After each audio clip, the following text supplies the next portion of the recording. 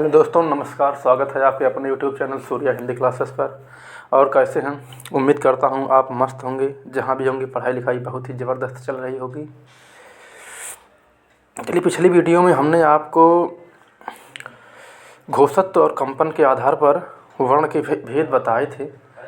और आज हम आपको इस वीडियो में वर्णमाला के महत्वपूर्ण बिंदु बताएंगे, जो कि परीक्षा की दृष्टि से बहुत ही महत्वपूर्ण है। तो आइए देख लेते हैं कि वो महत्वपूर्ण बिंदु कौन कौन से हैं। तो आइए देखते हैं। देखिए, सबसे पहले हम शुरू जो करते हैं, पहला हमारा जो वर्ण है आ जो हमारा पहला वर्ण है, इसको हम उदासीन वर्ण भी कहते हैं। क्या कहते हैं? उदासीन वर्ण कहते हैं। काहे कि इसकी जो कोई मात्रा नहीं होती है, इसलिए इसको उदासीन वर्ण भी कहते हैं, आ को। और इसके बाद देखिए, एक आता है आपका आगत स्वर। इसे क्या कहते हैं? आगत स्वर कहते हैं। आगत स्वर, इसी को ग्रहित स्वर और भी अन्य नाम से जानते हैं। इसके बाद हम आते हैं आपके, यानी कि जो नुक्ता वाले वर्ण है, नुक्ता वाले वर्ण से क, ये नुक्ता जो लगा इसे नुक्ता वाले वर्ण, ख, ग, ज और फा। और क्या? फा। ये आपके नुक्ता वाले वर्ण है। नुक्ता वाले वर्ण है। ये फारसी के, यानी कि इसको गाने के लिए जब आप गाना गाते जो खींचते हैं, वो वहाँ इसका प्रयोग होता है, क, ख, ग, ज, फ। यानी कि ये नुक्ता वाले वर्ण हैं। ये हमारा तीसरा नोट है। इसके बाद हम आ जाते हैं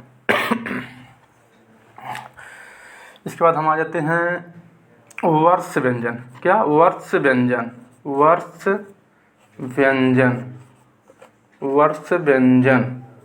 ये कौन कौन से होते हैं?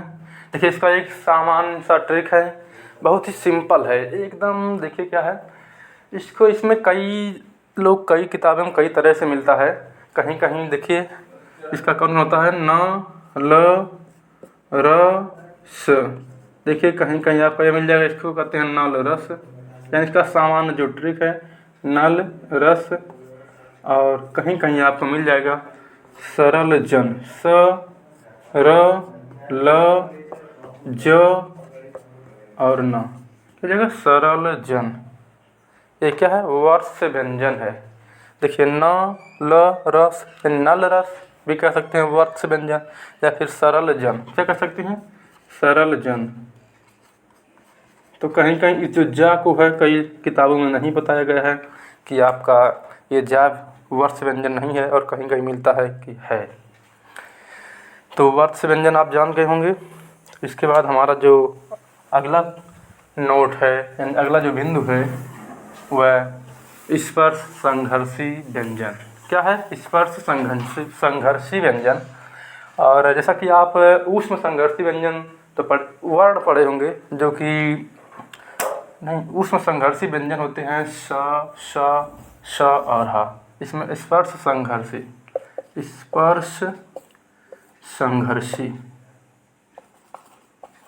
ये जो होते हैं, स्पर्श संघर्षी जो होते हैं, चा वर्ग का प्रथम 4 वर्ण, यानी कि च, छ, ज और झ, ये हमारे क्या होते हैं? स्पर्श संघर्षी होते हैं। क्या होते हैं? स्पर्श संघर्षी होते हैं। और इसके बाद हमारा अगला जो नोट है, यानी कि इनको बोलते समय हमारा जो जीभ जो होती है थोड़ा संघर्ष करती है, च, छ संघर्ष करती है, तो ये स्पर्श संघर्षी हो गए। इसके बाद हमारा जो अगला नोट है, वो आपका है अर्धस्वर। क्या है? अर्धस्वर। क्या है? अर्धस्वर भी देखिए, जो अंतस्थ व्यंजन के जो य है और वाह है, उसे अर्धस्वर कहते हैं। किसको? य और वाह को। ये आपके अर्धस्वर होते हैं। क्या होते हैं? अर्धस्वर। यानी इनका जब उच्चारण किया जाता है तो स्वर के भांति होता है, इसलिए इसे अर्ध स्वर कहते हैं। क्या कहते हैं? अर्ध स्वर कहते हैं।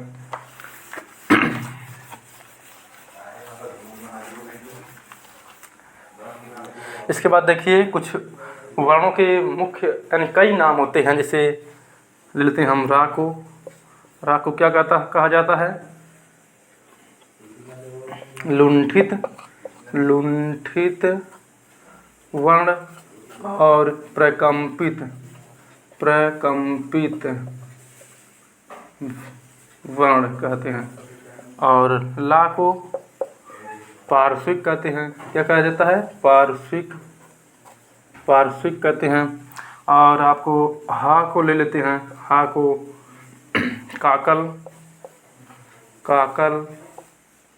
काकल्य,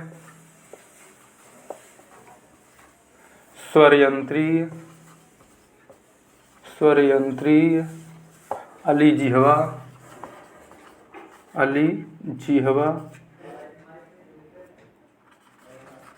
भी कहते हैं। ठीक, भी कहते हैं।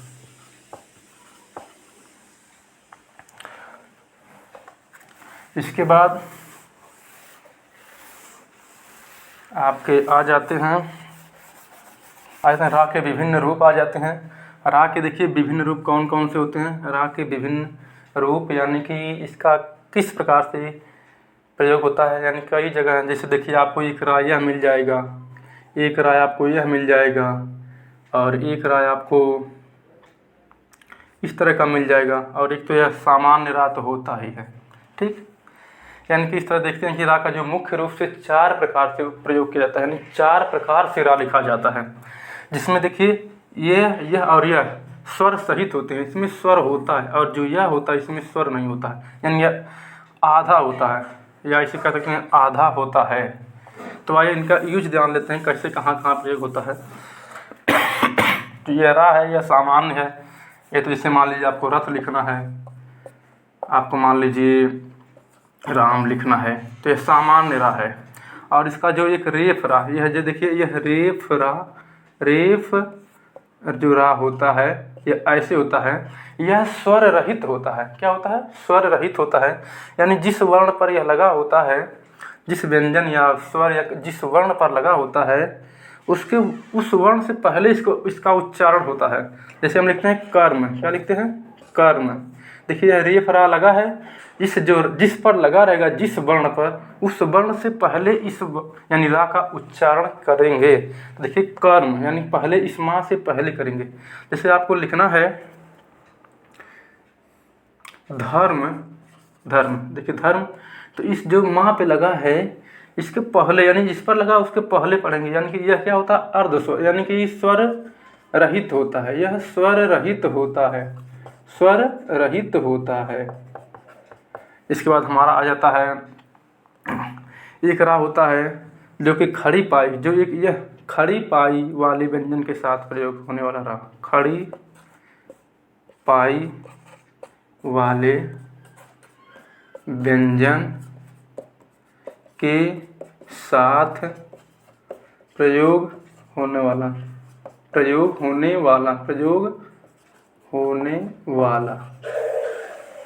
जो यह खड़ी पाई के साथ प्रयोग होता है वह हमारा यानी स्वर सहित होता है। जैसे हमें लिखना है ग्राम। क्या लिखना है? ग्राम।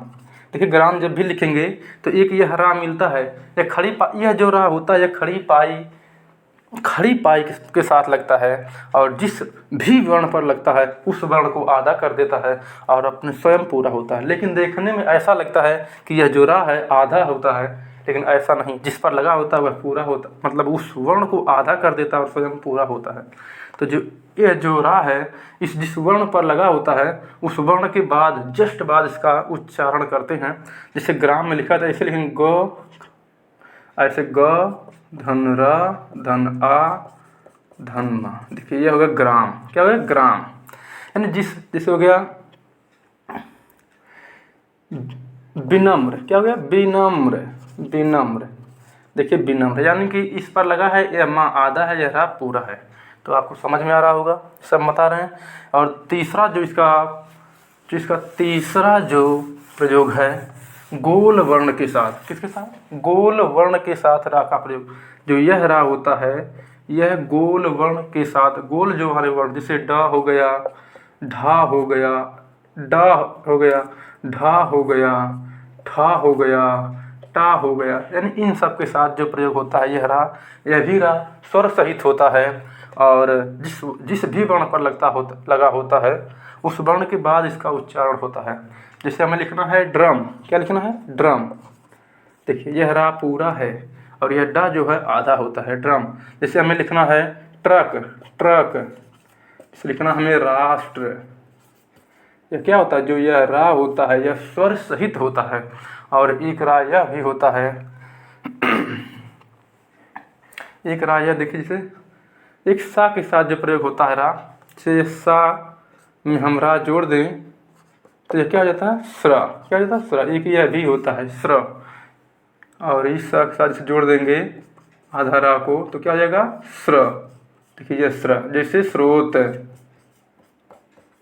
ये हमारे रा के विभिन्न प्रयोग थे, विभिन्न उपयोग थे जो भी। इसके बाद हमारा रा का जो है,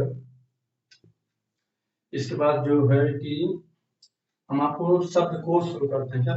शब्दकोश। देखिए जो शब्दकोश है, शब्दकोश, शब्दकोश यानी शब्दकोश में हमारा पहला वर्ण क्या आता है? शब्दकोश में जो है कि बहुत से लोगों को नहीं पता होता है कि शब्दकोश में हमारा पहला वर्ण कौन सा आता है। तो शब्दकोश में जो हमारा पहला वर्ण आता है वह है अंक होता है। क्या होता है? अंक होता है। उसके बाद क्या आता है?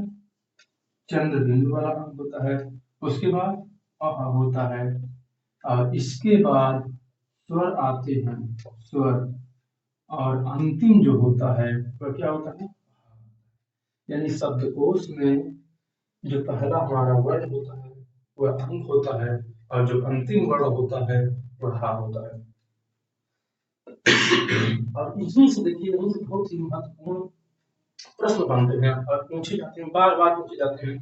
जो पूछा जाता है कि छा किसके बाद आएगा, त्रा किसके बाद आएगा, ज्ञा किसके बाद आएगा और श्रा किसके बाद आएगा, यही सब प्रश्न बनते हैं। ये पूछा जाता है कि यह हिंदी जो शब्दकोश में जो है छा किस वर्ण के बाद आता है। तो देखिए जो छा आता है, पहले जो छा आता है का और खा के बाद, का और खा के बीच में, का और खा के, का और खा के बीच में छा आता है, यानी का के बाद छा आता है। और ज और इया, ज और झ के बीच में ज्ञा आता है, यानी ज के बाद ज्ञा आता है।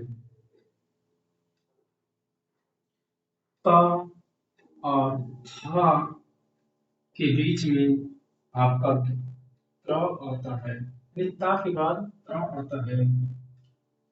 तालव्य श और मूर्धन्य श के बीच में आपका ये श्रा आता है। क्या आता है? श्रा आता है, यानी कि इस सा के बाद ये श्रा आता है। ठीक, तो आपको यहाँ से अब जो है प्रश्न नहीं कर होना चाहिए। यहाँ डिक्शनरी है और अंतिम वर्ड क्या होता है? डिक्शनरी का भाग होता है। क्या होता है? भाग होता है, जैसा कि हम कई बार बताए हैं। और पहला जो अंक होता है, आगे देखते हैं इसमें कुछ ऐसे शब्द पूछे जाते हैं जो पूछा जाता है इसमें कौन सा वह इसमें शब्द दे दिए जाते हैं, पूछा जाता है कौन सा संयुक्त शब्द है, कौन सा संपृक्त है, कौन सा द्वित्व है और कौन सा शब्द आपका युग्मक है। ऐसे पूछे जाते हैं प्रश्न और बहुत ही कंफ्यूजन लाते हैं कि आज हम आपको सरल और सिंपल परिभाषा में स्पष्ट करेंगे कि वह कैसे अध्ययन में। देखिए इसे शब्द देगा सत्य, क्या दे देगा? सत्य। और पूछेगा इसमें यह जो शब्द है यह है संयुक्त है या फिर संपृक्त है या द्वित्व है अथवा युग्मक है, ऐसे विकल्प बनाता है। तो देखिए ये सब हम परिभाषा कर लेते हैं। संयुक्त पर यहाँ रीडिंग पड़ेगी, संयुक्त रीडिंग पड़ेगी, संयुक्त देखिए जिन मतलब जिनमें, जिस शब्द में, जिस शब्द में असमान वर्ग का जुड़ा हो, असमान वर्ग का जुड़ा हो, असमान वर्ग का जुड़ा हो, जुड़ा हो, तो क्या संयुक्त शब्द होगा, जुड़ा हो वह संयुक्त शब्द होगा, क्या होगा, संयुक्त शब्द होगा। जैसे जैसे सत्य, सत्कार, नमस्कार,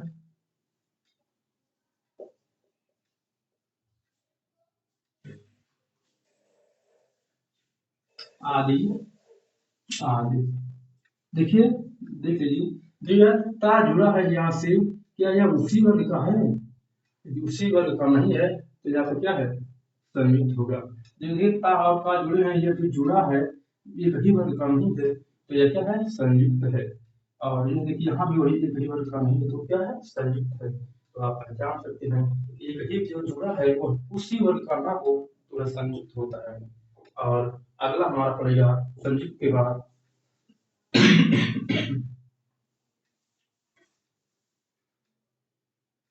संपृक्त। क्या पड़ेगा, संपृक्त।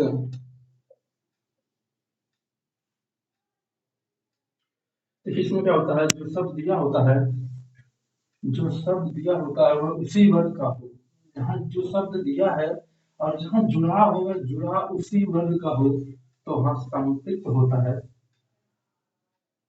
इसमें संपृक्त में यानी इसमें समान वर्ग के, समान वर्ग के जुड़े होते हैं, जुड़े होते हैं, होते हैं।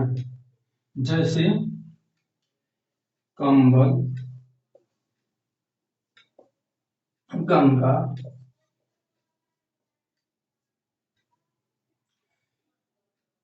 संबल आदि। देखिए जो यह जुड़ा है, जो यह जुड़ा है, ये देखिए एक ही वर्ग का है, क्या है, एक ही। देखिए माँ और बा क्या है, एक ही वर्ग का है। और इसे अंगा और का एक ही वर्ग का है, और माँ और जो बा है एक ही वर्ग का है। यानी जब एक ही वर्ग के जुड़े हों, एक आधा हो और एक पूरा हो तो क्या हो जाएगा, एक आधा हो और एक पूरा हो तो आपका वह संपृक्त शब्द होगा। क्या होगा, संपृक्त होगा। और इसके बाद हम आते हैं द्वित्व पर। किस बात है, द्वित्व पर, द्वित्व, द्वित्व, द्वित्व।